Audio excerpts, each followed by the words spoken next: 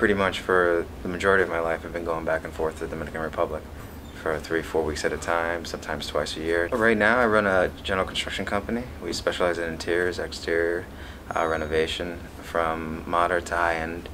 When the earthquake had happened, I had said to myself, I was like, well, you know, this is an opportunity for my company to try to get into infrastructure and try to get into a larger scope of work, and also doing something that you know, can be remembered. That's my baby in a nutshell.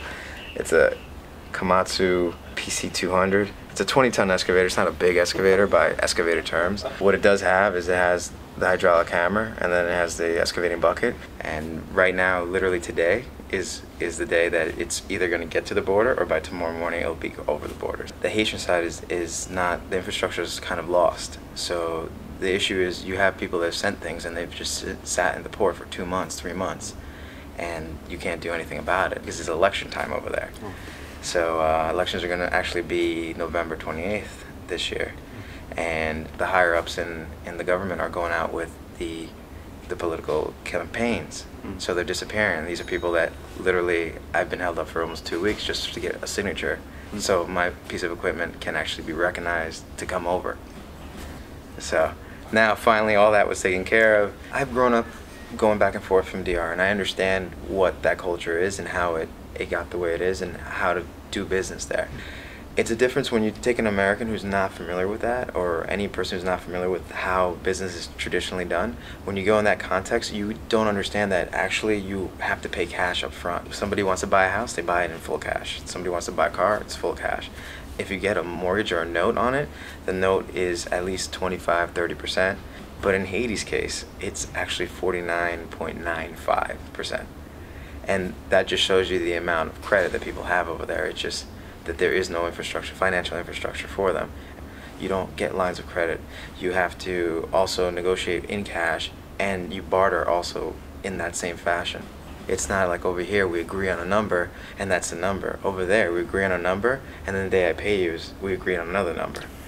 So I think that's going to be the shock, because people are thinking that they can do things on credit, and on top of that they can do it on a reliability that what somebody agreed to is what it's going to be on the terms every single day going forward. But the case is every single day is a new agreement.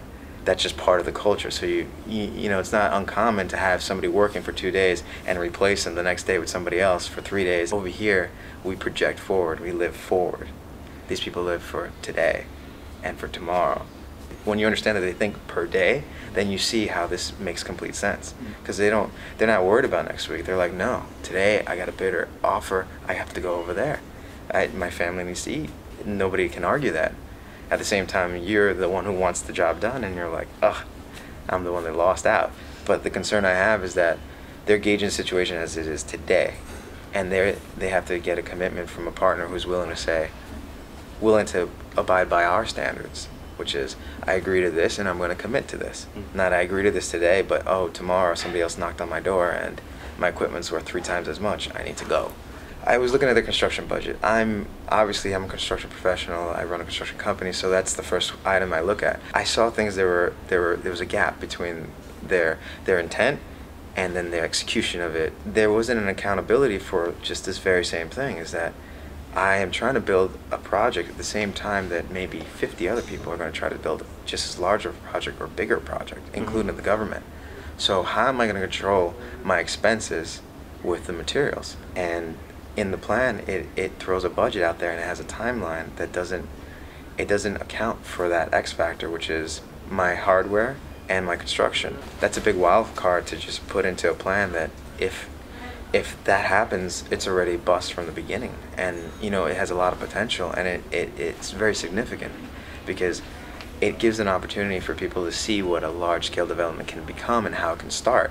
The Haitians are hardworking people, but also at the same time, they're like any other nation, any other enterprise. They would see somebody else's success and try to replicate it.